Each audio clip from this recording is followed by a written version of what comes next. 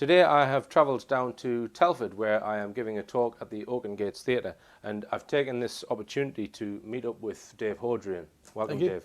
Thanks very much. And Dave is the chairman of Birmingham UFO Group.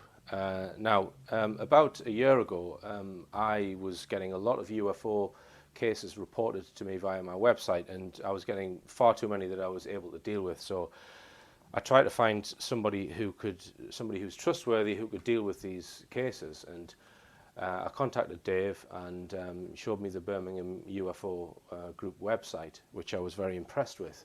And just give us a domain name first, Dave.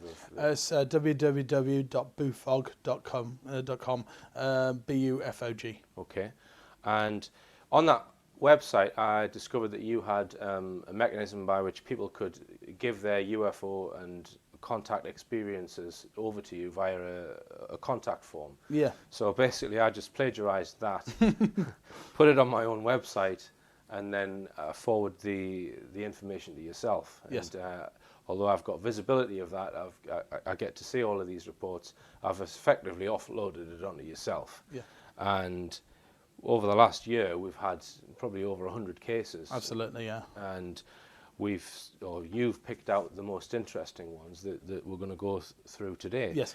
Now, just give us a bit about your background first, Dave, and how you got into this subject. Right. I've been interested in the paranormal since quite an early age, really. Started off with just everything, really: UFOs, ghosts, psychic abilities, the whole works. Right. Read a lot of paranormal books, but from about the age of 11 or 12, I started to get more of an interest specifically in the UFO subject. Right. Started reading about cases and thinking that there seemed to be quite a good amount of evidence to back them up. Right. And the cases that I read about, the witnesses seemed straight up about what they'd seen. So I started looking into it in more depth. I started going to UFO conferences from about the age of 16. Right. The first one I went to was the UFO magazine conference, which was being held in Solihull, where I live.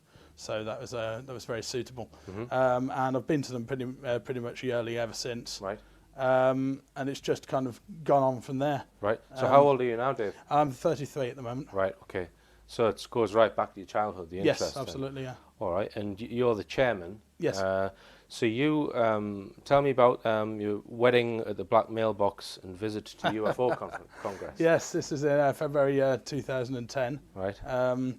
We decided, myself and my wife decided that rather than have a normal white wedding across here, Right. we would take a trip across America, Okay. go visit Las Vegas, and also go to the UFO Congress in Laughlin, which is about 80 miles away. It's something I've always wanted to visit. It's the one of the world's biggest UFO conferences, a week-long event. Right. So it seemed suitable that we go across there. Right. And as it was near Nevada, of course, we decided to also go out to visit the base. And we decided we would get married next to the Black Mailbox, just on the outskirts of Area 51. Right. And how did your wife feel about that? She's the one who came up with the idea. Oh, really? A lot of people say that, yeah. I was talking about having a pretty much normal wedding, Yeah.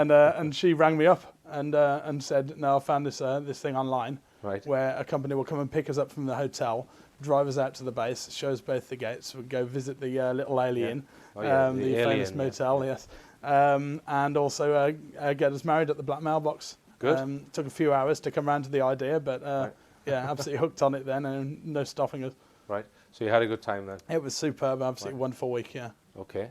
Out of the 100 or so cases that we've had reported so far, and anyone who wishes to report a case to richplanet.net, just click on the submit a sighting or experience link, and you can send your report, and I'll get a copy and Dave gets a copy. As I say, out of the 100 or so reports that we've had, we've picked out some of the best. Yes. And many of these are multiple witness cases. You know, there's more than one witness that Dave's been able to check up on. And the other thing that amazes me is the time spread of these cases that have been reported, because they're not just recent. Some of them go back to the 1940s, and there's some in the 50s, 60s, 70s. Just about every decade has got a spread of UFO cases. So people are reporting cases that has stuck in their mind from 30, 40 years ago in some cases. Which is, in fact, I would say that the majority of the cases are historical in some way, rather than just recent ones. Yes. In particular, the first case, June 1991, which took place in Blackmill in South Wales, and South Yes. Wales being a hotspot, Yes. at Bridgend. Indeed. You care to tell us about that one, Dave? Yeah, it's an absolutely stunning case. This first of all, there's multiple witnesses involved, and also what they saw was quite impressive, both in its look and the movement pattern. It was 6:30 p.m. in the evening, and So it was broad daylight. yes, it was. It was just. Sun was just starting to set. There was a man, his wife, and two friends, and they were out to visit a local Indian restaurant on the outskirts of Blackmill. And they were on the A4093, and what they were doing, they were driving down a shallow hill. There was a bit of other traffic around, not too many cars. And opposite them was a number of farmers' fields on another slope facing the other way. And they saw a very, very brightly glowing silver sphere. The light coming off this thing was absolutely massive. It was, you said it looked like an arc welding torch. Okay. The object was about 150 to 200 feet in the air, but they could see the hill behind it. So it wasn't a very distant object. They could tell that it was in front of the hill, so quite low down. So we've got 4 witnesses then. Yeah, absolutely. Yeah, they all saw the object. They were absolutely stunned by it, by the look and the brightness coming off this thing, and it was just hovering there. It wasn't completely still. It was actually wobbling a bit, right, which I've actually had that mentioned in other cases I've looked into. Some people, myself included, believe that might be the field that the object surrounds itself with that allows it to hover and perform manoeuvres in our atmosphere. So one of the witnesses used the F word. Yes, he said, "What the effing hell's that?" Yeah. And then the other witnesses. So he was the first one to see it as they came down the hill. Right. Okay. So they looked at this object, and it was there wobbling left to right a bit for about 20 seconds, and then without warning, the thing shot off in a southwesterly direction. Absolutely incredible speed. He said hundreds of miles an hour. It was gone in a second. They all saw it go. Right. Obviously, that means it can't have been anything normal or conventional in any way. It can't have been a floating balloon or some sort of other vehicle or normal aircraft like a helicopter. The speed was absolutely incredible. It shocked them all quite a lot, and they went out and had their meal, but they were quite quiet for the majority of the evening because they were all thinking about what they'd seen, and realised that it didn't fit into anything normal or conventional in any way. And some key characteristics there, Dave. The light, the intense light, which is very common. Indeed. And the dynamics. Although not so common in daylight hours, it's quite interesting that Right. it was glowing brightly in daylight hours. Right. Because usually these craft tend to glow after dark. Right. When they're in daylight, they're usually just sort of solid silver or other colours. So it's interesting. But it was starting to get to dusk, so it would have picked up the brightness. It was extremely bright. And the acceleration again is another characteristic which we'll see. Yeah, it's a decider for me, that one. I actually look at the movement of these objects sometimes more than the actual appearance, because looks can of course be deceiving, and something which looks like a hovering object could in fact just be nothing more than a blimp or a balloon at a distance. However, when the thing shot off at that speed, that put all those explanations out of the question, I found. All right. Okay, then Dave, let's come on to the next case, which is near my neck of the woods, Bedlington, Northumberland. Yeah. Fairly recent, the 12th of May 2010. Yes. The good points were that it was a close encounter, the appearance, possible direct interaction. Absolutely, yeah. This was a lady who had decided to buy one of these astronomy laser pointers that you fire up at the sky to point out stars, and she'd watched. So that's like a green laser beam that you can buy. Does that sit on a tripod then, or? No, it's a handheld. It's a handheld device. So you can shine it up into the sky like you would a powerful torch. Right. And it goes out quite a distance. You can see the line, and it's used by astronomers usually to sort of point out individual star systems. Right. Now she'd watched a number of clips on the internet, night vision clips, apparently showing people communicating with UFOs using these devices. They were shining them up, and there were objects high up, at very high altitude, that appeared to be flashing in response to what they were doing with the pointers. I've no idea of the.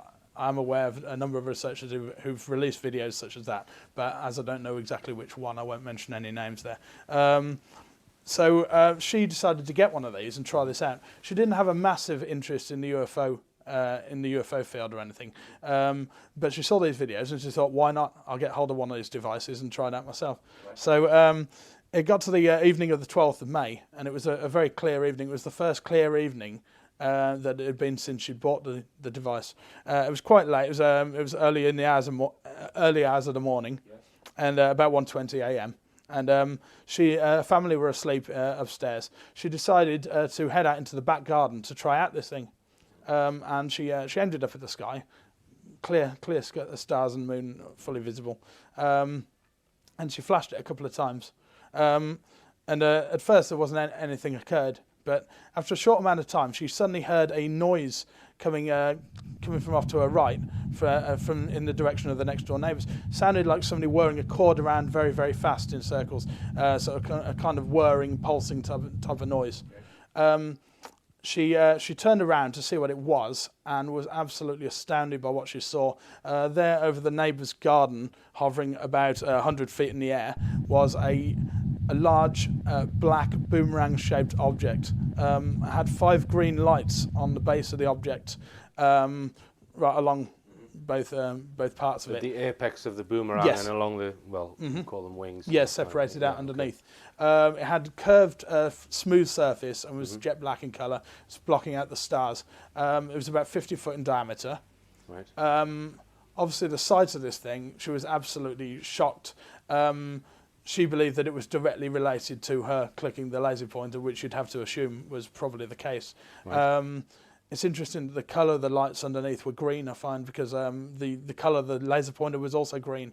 And does that designate that it changed the lights to that colour to indicate that? Possibly, possibly not. Yeah, I've got a drawing of what she saw.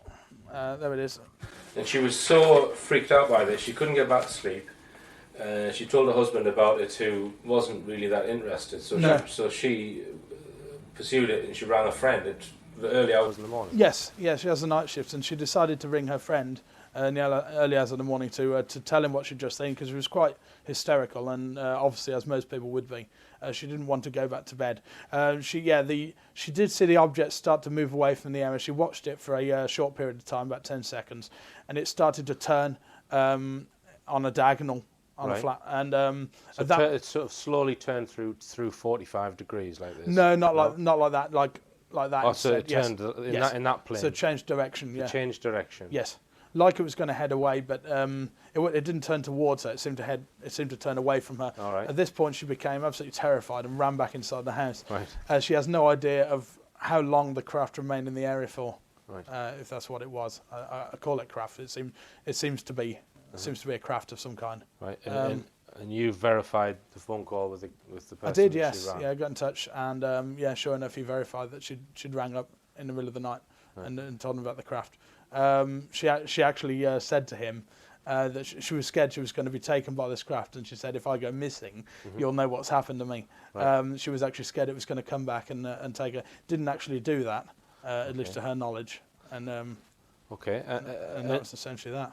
And this obviously a different shape to your classic flying saucer. Oh, absolutely. A boomerang, as she described. Yes. It.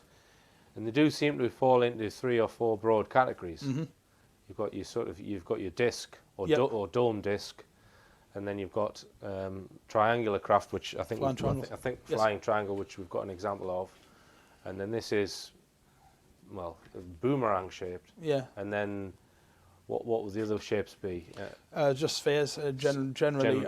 Spheres of light. Either silver in colour in daylight or after dark, glowing various colours. Yeah. Right. All right. Now let's come on to the next one. Sure. Which is from 1987, Lingen Golf Club. Well, this is in the States. This one, yes. Nova Scotia. Yes. Care to tell us some information about this, Dave? Yes, this is an absolutely fascinating case. It was a stunning close encounter. There was two men involved, and there was also military involvement. What happened? This one didn't come from the actual witness. One of the 2 witnesses involved in this case has actually died, unfortunately, and it does seem that his death was related to his close encounter with these objects. Right. Yeah, this guy unfortunately died, and the survivors, or the other guy who witnessed it, believes it was because of this UFO sighting. Yes, so, the man's family and also the gentleman who got in touch with me. who I'll call John. It's not his actual name, but Right. what happened was his friend and this other man, they were out playing golf. It was a bright, clear and sunny day, 2 to 3 p.m. in the afternoon. This was on a day in August 1987. Yes. Obviously that far back, he can't remember the exact date this happened on. They just happened to glance up into the sky and were met by an absolutely fascinating sight. They saw two pewter silver coloured, classic looking flying discs with a domed top that had what appeared to be darkened round portholes around the dome. Right. And you've done an impression of that one based on their description? Yes, yeah? I have. Yes.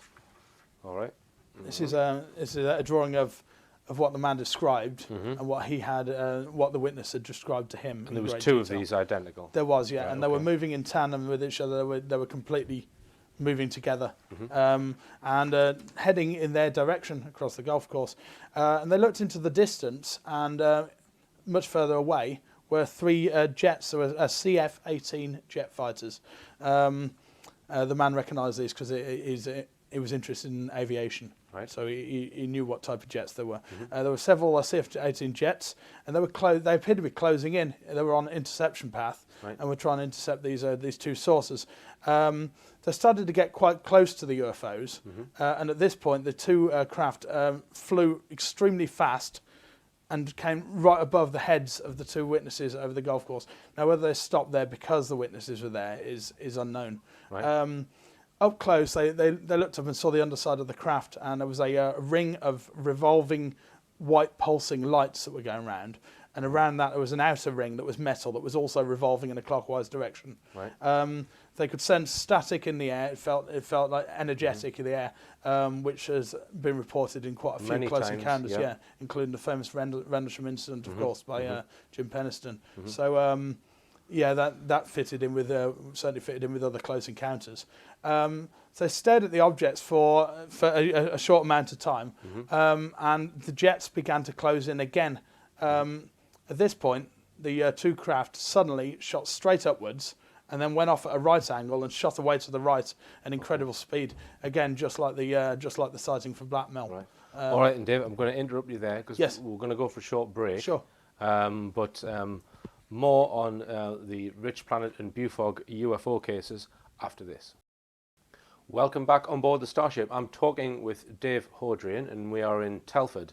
Now then, Dave, we were just discussing a case from Nova Scotia. Yes. What year was that? That was 1987. 1987, yeah. Now this guy, his friend died, and he believes that it was due to this sighting of this UFO. Yes. Now, so, I mean, did the other guy get burned at all? No, they didn't suffer any physical ailments at the time, other than feeling this static charge coming from the objects. And was the person who died, were his symptoms indicative of radiation then? Yeah, there were, yeah. I've been asked not to reveal too many details about that illness, but they do appear to be radiation related. Right. The symptoms started occurring about 6 to 8 months after his experience. Right. And it was a short time after that one evening he got together all his best friends, including the man who contacted me, and told them all what happened.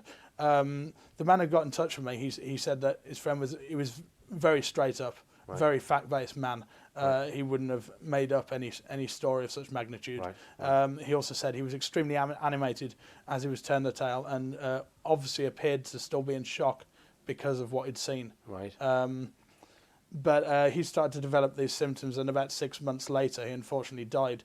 Right. He went to his grave believing that his illness was related to what he'd seen, as did the man's family and the other witness. And are you aware of any other cases where this sort of thing has happened, or radiation? Yes, yeah. There was another case I looked into where a man got quite close to a silver disc. This one came to the BUFOG website a while back, and he had a close encounter with a large silver disc. And strange enough, over a golf course again, and he returned home, and he came in and he looked like he'd been dragged through a hedge backwards, and he just went into the lounge, lay down, and just lay back in the armchair. And his daughter came in and said, "What's wrong? You look absolutely terrified. Yeah. And what he said to her was, "I've just seen a UFO, but I'm scared I'm going to forget about it." That's the words he used. He then got very, very tired and dropped off to sleep. In the morning, he couldn't actually remember the experience. Right. But when he looked in the mirror, he had what looked like suntan, like strong sunburn down one side of his back and on one arm. Right. His daughter told him that was related to what he'd seen, but he didn't buy it. He completely forgot the experience. So, can you remember which country that was, Dave? That was across here in the UK. Oh, it was in the UK. Yeah, it's a UK case. Right. Okay, so beware if you're a golfer. All right then, Dave. Well, let's move on to another case. This time back to the UK in Stafford, late summer in 2000. Yes. Carry on, I'll let you describe it. Sure, yeah. Okay, this is a flying triangle case. We've had quite a few flying triangle cases come to the site right up to the present day. Now, just before you go on there, Dave. Yes. There are alleged American undisclosed secret military flying triangles. One of them is called the TR-3B, as disclosed by Edgar Fouché, and it's supposed to be 600 feet long. Right, this thing with a glowing, or with a rotating superfluid, which it's allegedly anti-gravity, and a lot of skeptics, they pass off people's possible ET sightings of triangles as military vehicles. Yes. And also, you've got the stealth, they're all triangular in Absolutely. shape, so I guess we've got to bear that in mind when people see triangles. Certainly, yeah. And the triangular craft do seem to have only become prevalent from probably the early 1980s onwards, I would say. Yeah, recent decades, definitely. So I would say with triangles more so, it's potential military. Yeah, but then again, the military are supposed to have possibly even developed discs. I don't know, but we can maybe come on to that towards the end of the interview. Yeah, certainly. Yeah. There is a number of specific reasons why I believe that at least some of these FTs, as they're known, are alien.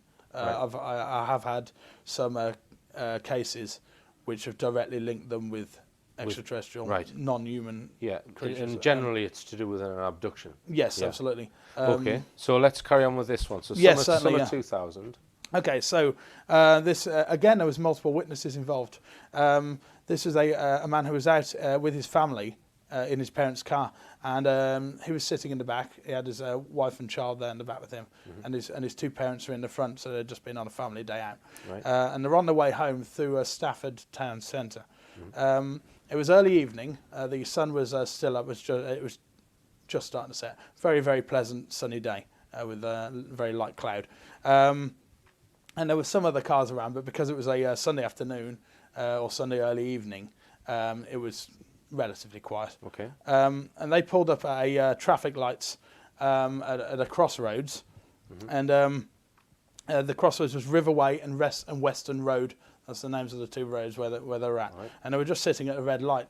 And he suddenly noticed out the left window, off to his left, a white light in the sky. And it just caught at the corner of his eye. And he looked round at it, and the white light remained there for a second and then went off. Moment later, it came back on, but it was a bit closer. And then it went off again. Did it again. Again, it was a bit closer. This time, however, it remained on. Then a second light came on, down and to the right of it. And then to the left of it was a reddish-orange light came on that looked a bit bigger and also a bit dimmer than the white lights. Right. Finally, another white light came on to the left of the orange-red light, and anybody that knows flying triangles will know what's coming next. Yeah, the remainder of the craft exposed it, so it decloaked essentially, and it just filled in, and right there was a flying triangle craft essentially. Now, that. I interviewed Omar Fowler, you know of Omar Fowler, he's researched flying triangles. Now, I'm not sure if this is the same case, I need to check this out, but he described a very similar case to that to me, but the witness was an expert on aircraft. This isn't the same case then? No. It sounds very similar. Yeah. What you described there is there being some preliminary lights coming on and off, and then suddenly the triangle appearing around it. That was exactly what he described. He was out with his family near Hinckley in Leicestershire, and this was March 1999. And they'd all been out to dinner, I think, to celebrate somebody's birthday. There was his mother and wife and children and so on in the car. And they were driving down an old Roman road called Foss Way, when in the distance they saw some red lights. And as they got closer, he became curious about this, and they pulled to the side of the road and looked up, and they saw the lights, and then strangely a flying triangle structure developed around these lights, which brings into this business of interdimensional. Where did it come from? So what happened then? Yeah, okay, so he was absolutely stunned by this, and straight away he thought, this has got to be a UFO, it's got to be something out of the ordinary. Believed it was an alien craft. And and straight away he shouted at everybody to tell them about the object so they could also see it. So he turned around and told his wife, his kid, and his parents. And they all start looking at the windows to the left, but inexplicably they couldn't see the object. He was trying to point it out to them, and it was quite clear. It was up in the sky. It wasn't too distant. It wasn't close, but it wasn't right on the horizon either. And they couldn't see it. And it was a bit frustrated that they couldn't see this. And then he decided he wanted to take a photograph of this. And he realised his camera was in the glove box of the car in the front. So he leaned forward and asked his mum to have the camera. And at this point, he described something very strange happening. He said that it seemed like time had slowed down, and he could hear his mum talking in slow motion to him. Right. And she was telling him, no, she wouldn't hand him the camera. She seemed adamant that he couldn't have the camera off her. Right. And in the end, he tried to reach past her to get it himself, and she actually pushed him away, pushed him back, wouldn't give him the camera. Right. He said that this seemed to go on for several minutes, but it could have been a short amount of time. It was just essentially while the lights were red and then they went green. He said his father's quite a careful driver usually, but when the lights went green, his father just sped off, absolutely wheel spun the car and sped away as fast as he could across the crossroads and carrying on down the road. And at this point, he realised that the object was going to go out of sight, and he started shouting at them, stop the car, I want to get out the car. And they actually wouldn't let him out the car, they refused to let him out. Right. So they carried on driving. They eventually arrived home, and he asked them, why did you do that? Why would you not stop and let me out? Why would you not let me have the camera? And nobody in the car, except him, could remember seeing the object, had complete memory loss of the incident. Right. So could they remember speeding away fast from the lights? No, all they could remember, the last thing that they remembered was being at the lights and waiting for the lights to change. So it's as if we had just suppose what might have happened there, the craft has somehow mind-controlled everyone except him in the car. Yes, yeah.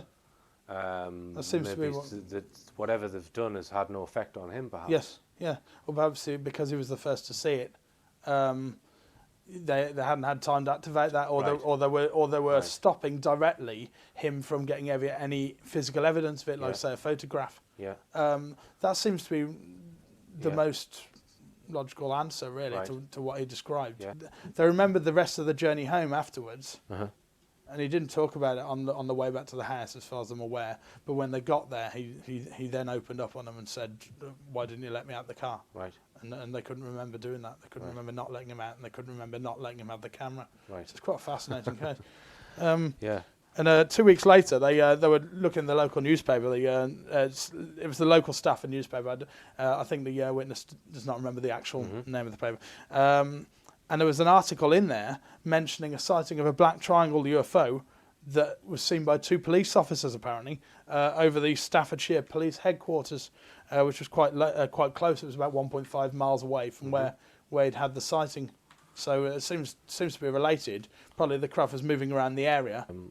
Well, we've got time for one more before we go to the break, which this time is in Scotland, at one of the most notorious places for UFO sightings, near Bonnybridge. Yes. This was at Abron Hill, is that the correct pronunciation? That's right, yes, in district. Cumbernauld of Glasgow. Yes. So tell us about that one, Dave. Yeah, this one's yes, part of the what's known as the Falkirk Triangle, which includes this area and Bonnybridge and other areas, other towns in the area. And it's widely believed that there's a lot of activity around this particular area. Somebody's mapped it out and it's a rough triangular shape. I don't know whether that means anything, probably not. But essentially, there's a lot of UFO sightings around that area. So it's quite fascinating that it came from this area. So this again is quite a stunning sighting. It was 7:45 in the evening, and there's a man. He was in his apartment in Abram Hill. He was just sitting there watching TV. He was on the second floor, so he had a good view. Had big windows at the end of the lounge overlooking the local area. And suddenly there was a very bright white light came in the window of his lounge, and of course he jumped straight to his feet and ran over to the window to see what was going on. And he looked up, and 150 feet above, going over the roof of his apartment, was a very brightly glowing white object.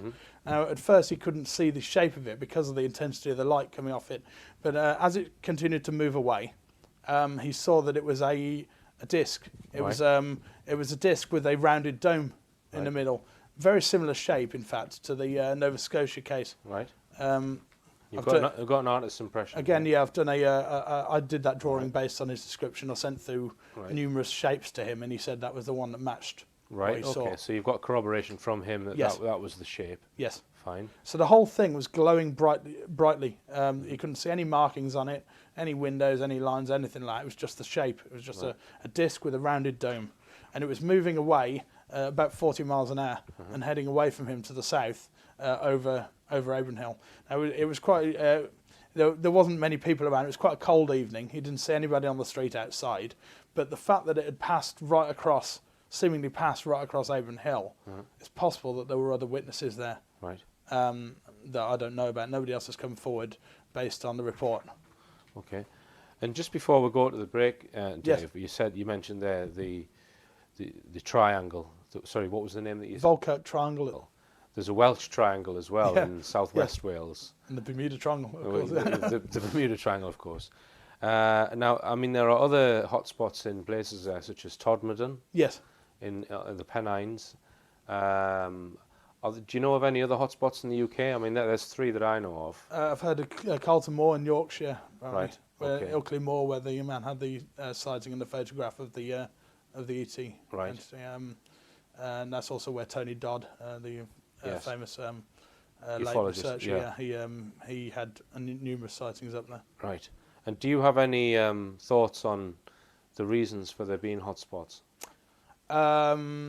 No, only that sometimes a hotspot can exist for a number of years and then it can seemingly die down. Right. Like I have heard of numerous people that the area of Bonnybridge now is actually, they don't get as many UFO sightings as they used to. Right. Soon to be in the 90s, they got a whole influx of sightings. It's the same with the Warminster area down in Wiltshire. They had a lot of sightings in the late 70s, mid 80s sort of time, but now sightings have died down there. Now, before we continue with Dave Hodrien's UFO files, if you are interested in the UFO subject, which everybody should be, then the place to go is the Leeds 2011 Exopolitics Conference. Now that takes place at Leeds University on the 5th, 6th and 7th of August, where myself and many others will be speaking, some of whom have been on this show. Richplanet.net is sponsoring the conference, so why not make a weekend of it and get yourself along.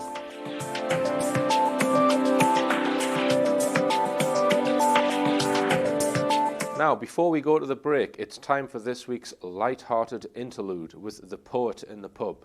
Now, most of The Poet in the Pub's material is not broadcastable on television, and you can find details about his DVD on the richplanet.net website. So take it away, Poet in the Pub.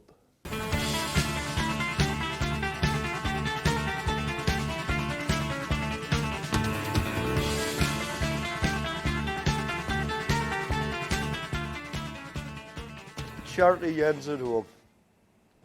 Charity workers, what are they worth? It's time to bring them down to earth. When they patronise me, they've already cooked their goose. And when they're getting in your face, tell them they're a waste of space. And don't stop there, point the finger and give them some abuse. charity ends at home. Why don't these leave me alone? I always tell them to when they harass me on the phone. Bin bags through my letterbox. I like to fill them up with rocks. Tin rattlers saying, can you spare a few pence? Why are these people so full of themselves, thinking they're Santa's little elves? I just want to headbutt them and say it's self-defense. Because charity ends at home. You can't get blood from a stone. They put adverts on TV when I can't get a crisis loan.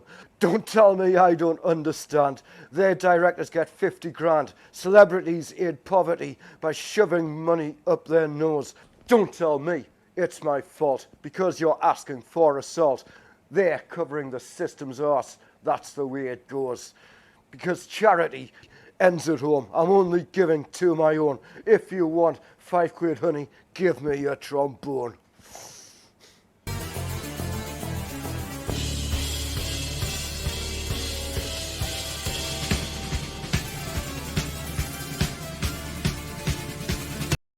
Welcome back on board the Starship. I'm talking to Dave Hodrien, who is chairman of Birmingham UFO Group. And we've been discussing some UFO cases, and we were talking about a case in the notorious Bonnybridge UFO hotspot. And you were just telling us about where this dome disc craft was and in which direction it was heading in. Yes, So, absolutely. Yeah, he saw it heading off in a southerly direction, going quite a slow speed, about 40 miles an hour. He watched it for about a minute until it had gone out of sight. right. So he just lost it out of sight behind buildings in the distance. So that was essentially the end of his sighting. He didn't run after it to the town to try and keep watching it. The following day, he went down to his local pub to meet up with a friend. And when he went down there, he had the intention of telling his friend about what he'd seen. Mm-hmm. But before he could, his friend actually said to him, "You're not going to believe what I saw last night." Mm-hmm. And he decided to hear his story about what he'd seen. And he was actually driving along. It's called Forest Road, and it runs along the south of Cumbernauld. It's along the south end of the town, and along one side of it is big area of forest. And he was driving along this road about 8 o'clock, and he saw a bright white flash of light that seemed to change the whole forest into daylight for just for a second. It just flashed up really, really bright, and then it went back dark again. And he did that twice more. He saw it happen 3 times. Didn't see any craft or anything like that, but it's interesting that the light was extremely bright white. And when he asked him for the time, he said he'd been travelling about 8 o'clock. Man sighting was at 7:45. Objects heading south. Right. That would absolutely fit to a dime with to what he saw. It was the direction the craft was heading in. So we can assume that it was probably the craft that were down there out in the forest. Okay, and that was in 94, 95. Yes. It's possible that there were other witnesses to that as well, the light flashes. Obviously, anybody driving along the road at that point probably would have spotted that because by that time it was starting to get dark. So, yeah, it would have been made quite an impression.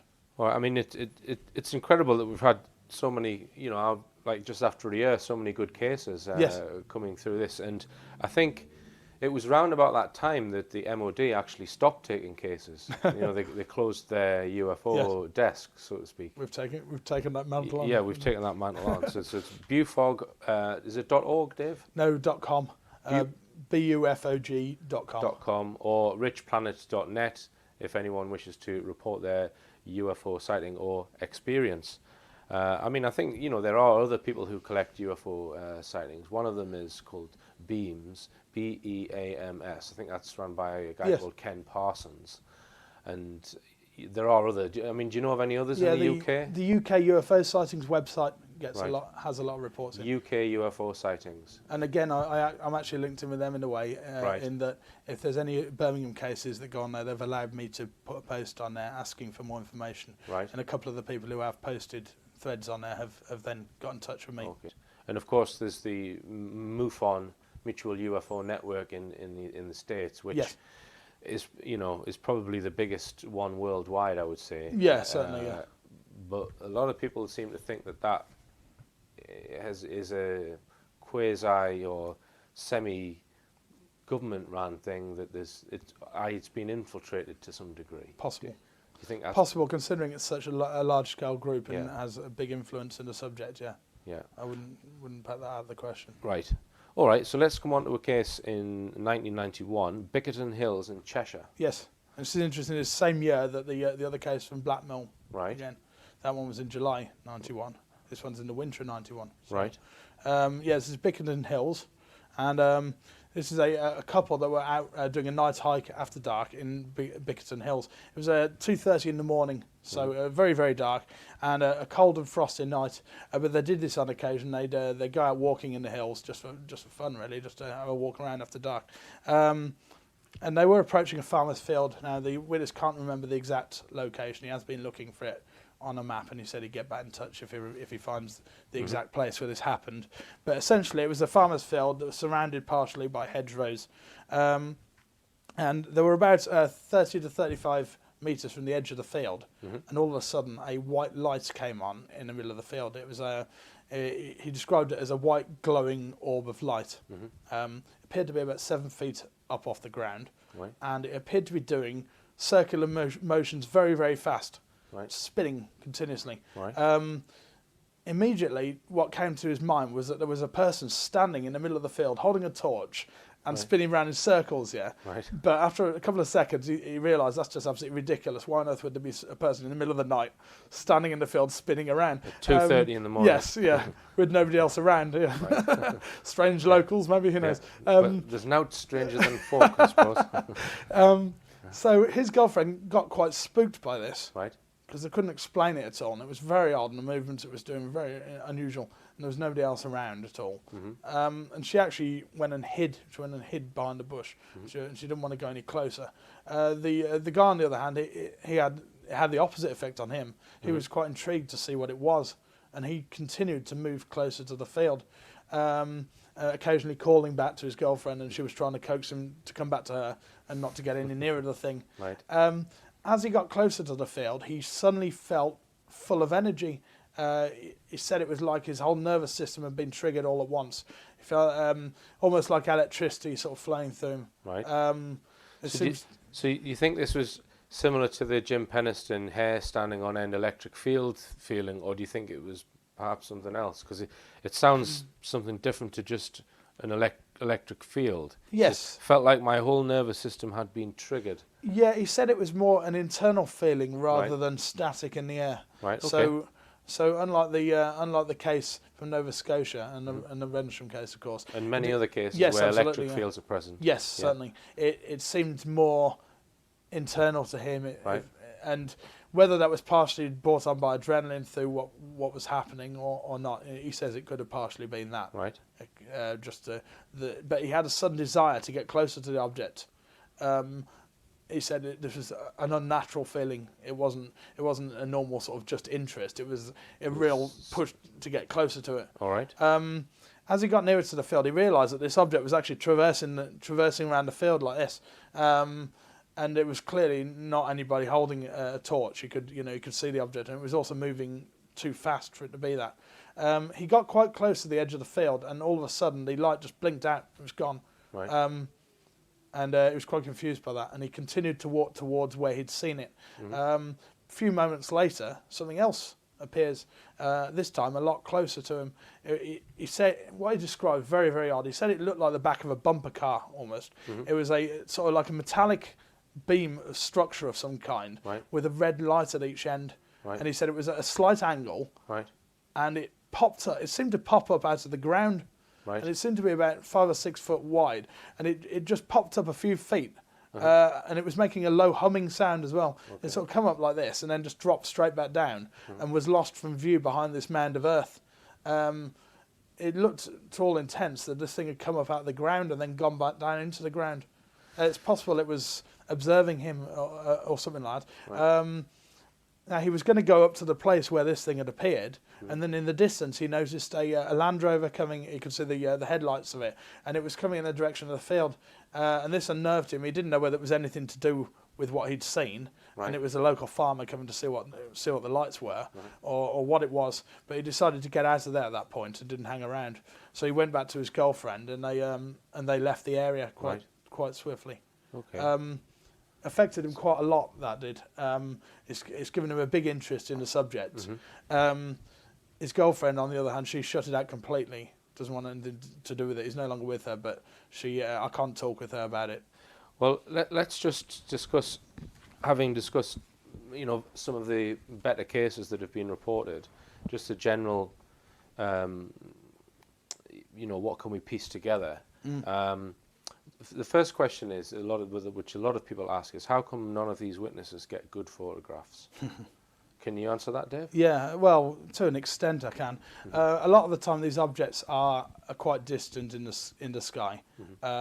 So would you contend then that the pilots, shall we say, of Yes. these craft have some way of knowing that there is human beings in the vicinity? Yes, yeah, that has been seen in a number of cases. In fact, there's been some cases where where people have tried taking photographs and nothing's appeared on the camera, or they've broken the camera at the point when they go to take the photograph. All right. It's very interesting. It does seem to suggest they've got direct interaction and can change things at will if necessary. Okay. I believe that most of the time these craft are seen accidentally by people, being in the right or the wrong place at the right or wrong time. But occasionally they can appear for people on purpose, right, if they so wish. I don't believe that they're trying to make open contact with us at the moment, so I think that's probably the reason why.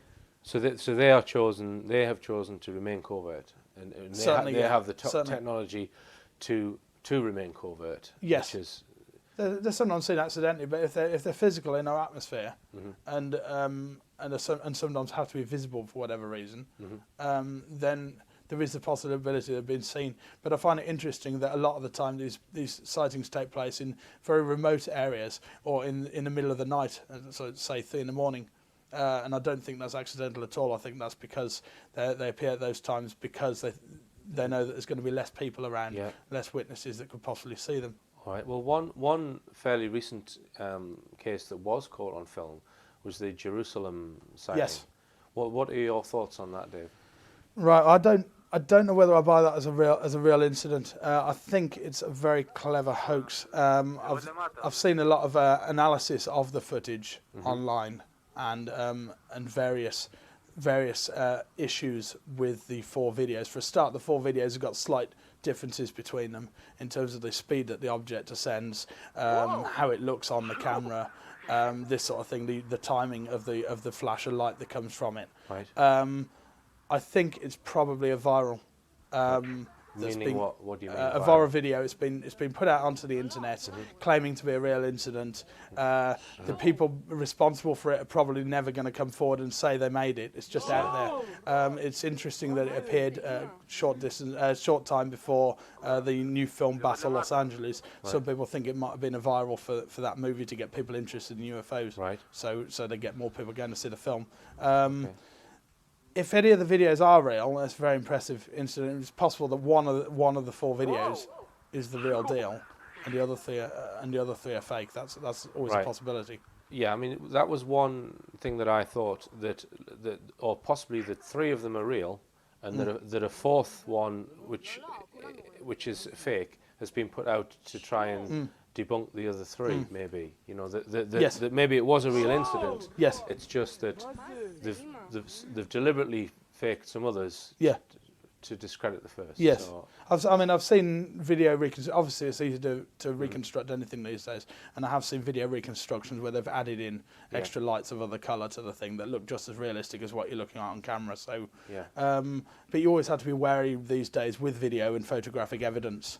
I find other forms of evidence to be just as valid, if sometimes not even more valid. Witness testimony, radar. Exactly. What really frustrated me about that incident was that it was on ITN, that's where I saw it first. Why doesn't someone from ITN go and find as many eyewitnesses as possible and then get testimony? That's what you need. Because let's say 60 people saw that and you get a written statement. Yes, totally. It's harder to refute than a fit. Video evidence seems like it's better evidence, but actually it probably isn't as good as getting 60 eyewitness testimonies or something like that. No, not at all, no. But I think that's probably one of the reasons why it might be a hoax, because there haven't been any other witnesses come forward to it. Right. And also, none of the people who took these 4 videos Right. have come forward to sell their story to the paper, and that seems unlikely that that none of them would be wanting to cash in on it. Yeah.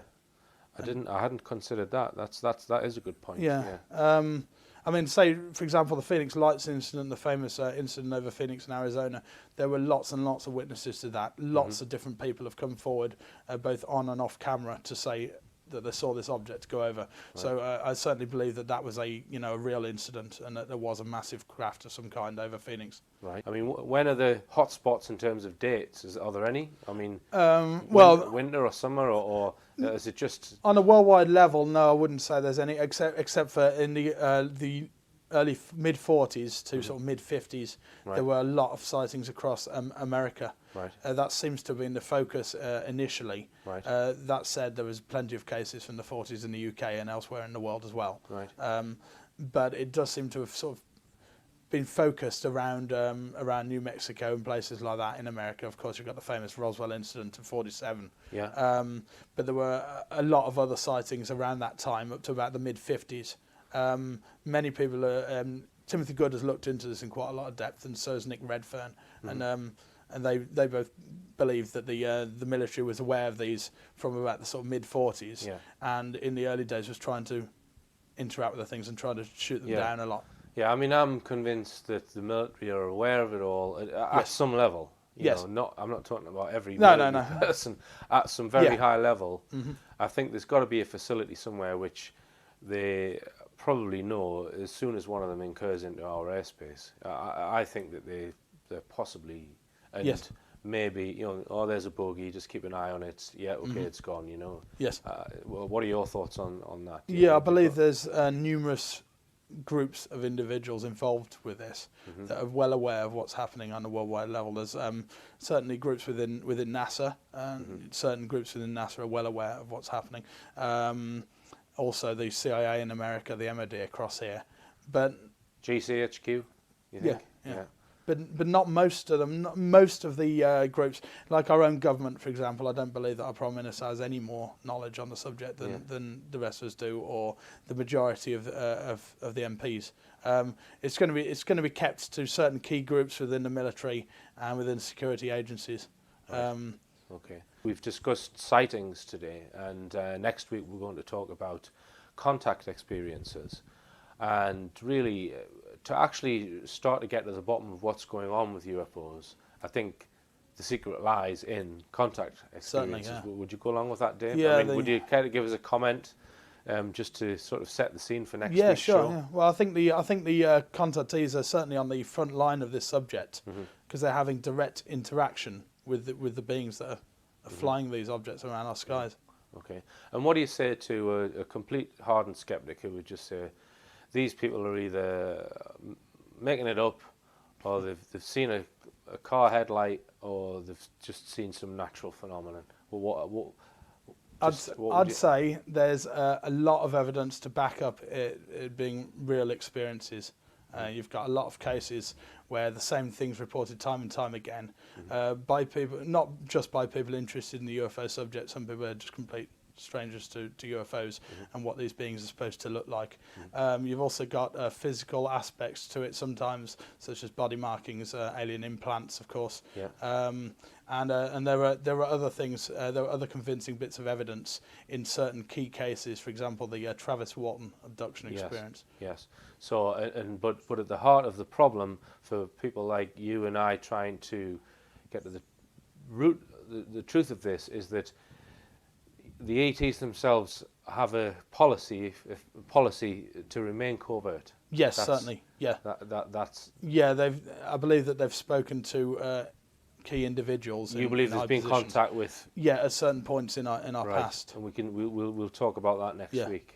Okay, so it's fascinating talking to you, Dave, and really appreciate you coming along to Telford. No problem. It's great to be here. We are going to do another interview next week, as I say, about contact cases. So it just remains for me to say, keep your eyes on the skies, keep your feet on the ground, and tell all your friends about this show.